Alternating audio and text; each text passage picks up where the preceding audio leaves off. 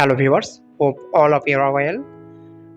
Most of computers or laptops ask for BIOS password when entering BIOS setup. Today's topic is how to enter BIOS without BIOS password. First of all, you press power button and press F10 few times.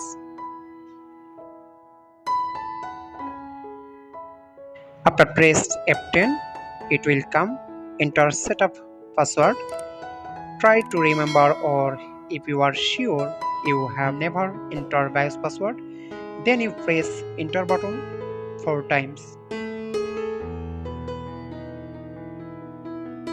You go to keyboard and enter 4 times. Can enter BIOS without remove Jumpa.